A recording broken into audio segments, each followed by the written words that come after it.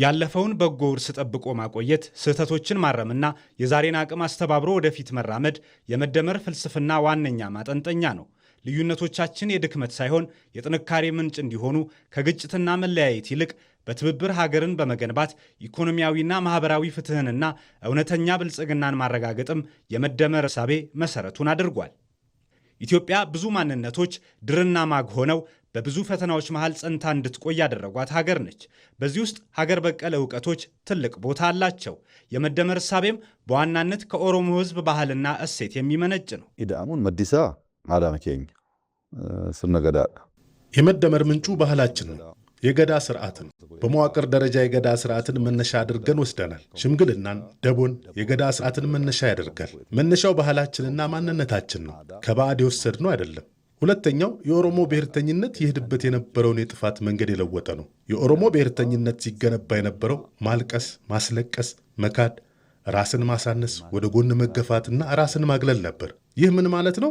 የኦሮሞ ድርጊት ሁሉ ጉድለት ኖሮበት ጉድለቱንም አይሞላም፣ ይክዳል። ይህ ትክክል አይደለም። ከትክክለኛ እይታ የሚመነጭ አይደለም። ብሔርተኝነት ወደፊት አቅጣጫውን አድርጎ ለነገው ትውልድ ተስፋ ከማሰብ በፊት የሚመነጭ አይደለም።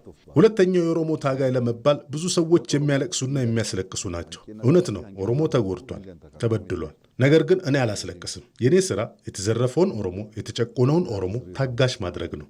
ተደራጅ ብዬ ወደ ድል ማድረስ ነው። ተቀጥረው የሚያስለቅሱ አሉ። የፖለቲካ አመራር ግን ስራው ህዝቡን ከቀውስ ውስጥ፣ ከዚያ ገደል ውስጥ፣ ከዚያ መከራ ውስጥ፣ ከዚያ ኋላ ቀርነት ውስጥ፣ ከዚያ ድንቁርና ውስጥ አውጥቶ ወደፊት ማራመድ ነው።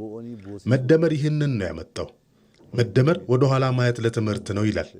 ወደ ኋላ ስመለከት ለማልቀስና ለማስለቀስ አይደለም። የመደመር ፍልስፍና ሌሎችን የሚገፋ ሳይሆን የሚያቅፍ፣ ጭቆናን ሳይሆን ፍትህን ማስፈን ነው።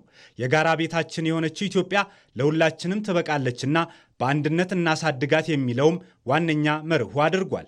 የኦሮሞ ህዝብ የራሱን ጥቅም አስጠብቆ የሌላውንም እያከበረ ከመላው የኢትዮጵያ ህዝብ ጋር በመሆን ለሀገር ልማትና እድገት የሚሰራበትን ፖለቲካዊ ስርዓት እውን ማድረግም ላይ ያተኮረ ነው።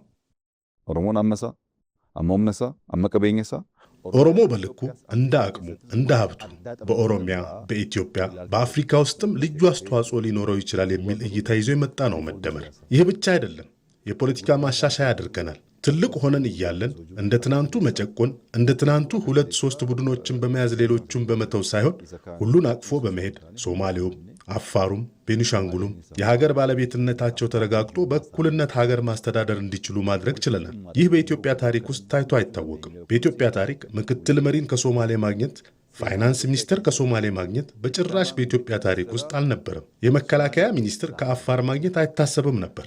ይህንን ያመጣው መደመር ነው። ለምን? ሁሉም ድርሻ አለው፣ አስተዋጽኦ ማድረግ ይችላል። በዚያ ውስጥ ሀገር ሊገነባ ይችላል። የመደመር መንግስት በኢትዮጵያ አካታችና ሁሉን ተጠቃሚ የሚያደርግ ስርዓት መገንባት በቃል ብቻ የሚናገረው ሳይሆን በተግባር እያሳየው ያለ ሀቅ ነው። በሁሉም ክልል ራስን በራስ የማስተዳደር እውነተኛ ህብረ ብሔራዊ ፌዴራሊዝም ስርዓት እውን እንዲሆንም ያደረገ ነው። ከዚህ በተቃራኒ ግን በአንድ ወገን የኦሮሞ ህዝብ በተለየ መንገድ ተጠቃሚ ሆኗል፣ በሌላ በኩል ደግሞ ኦሮሞ ምንም አልተጠቀመም የሚሉ ሐሳቦችን የሚያራምዱ አካላት ይስተዋላሉ። እነዚህ ሐሳቦች የኦሮሞ ህዝብ የታገለለትን ፍትሐዊ ስርዓት ሰፍኖ የማየት ዓላማ በበቂ መጠን ካለመረዳት የሚመነጩ ናቸው። ወሪ ኦሮሞን አባ ደረቤተኤ አባ የሮ ኦሮሞ ባለተራ ባለጊዜ ሆኗል የሚሉትም የፖለቲካ ሐሳብ የላቸውም። ኦሮሞ የሚገባውን እያገኘ አይደለም የሚሉም በቂ የፖለቲካ ሐሳብ የላቸውም። ሁለቱ ቡድኖች ሲታዩ አንዱ ቡድን ዝርፊያን የለመደ ነው። ትላንት ዝርፊያ ለምዷል። እሱ ቀረበት።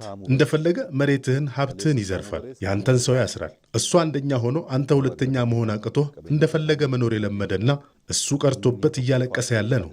አንዱ ቡድን ይህ ነው። ሁለተኛው ቡድን ከእኔ ውጭ የሚሉ እና በልባቸውና በአእምሯቸው ውስጥ ክፉ በሽታ ያለባቸው ናቸው። እኔ ብቻ ይላል። ኦሮሞ እኔ ነኝ፣ ታጋይ እኔ ነኝ፣ ድል ከእኔ ውጭ አይመጣም፣ መምራት ያለብኝ እኔ ብቻ ነኝ የሚል ነው። ነገር ግን ሁለቱም ቡድኖች ከግል ፍላጎት ይነሳሉ። የህዝብ ጉዳይ አሳስቧቸው አይደለም። ልዩነታችን የሚከፋፍለን ግድግዳ ሳይሆን የሚያጠናክረን ድልድይ ሲሆን ትብብራችንም ከቃል ወደ ተግባር ሲሸጋገር የጋራ ቤታችን ኢትዮጵያ የፍትህ፣ የሰላምና የብልጽግና ቤት ትሆናለች። መደመር ማለት የተለያየንበትን ማጥፋት ሳይሆን ለአንድ የጋራ ዓላማ ማዋል ነው። ኢትዮጵያም በዚህ መንፈስ ከትላንት ተምራ ዛሬን አስተባብራ ነገዋንም በውድ ልጆቿ ትብብር በጠንካራ መሠረት ላይ እየገነባች ነው።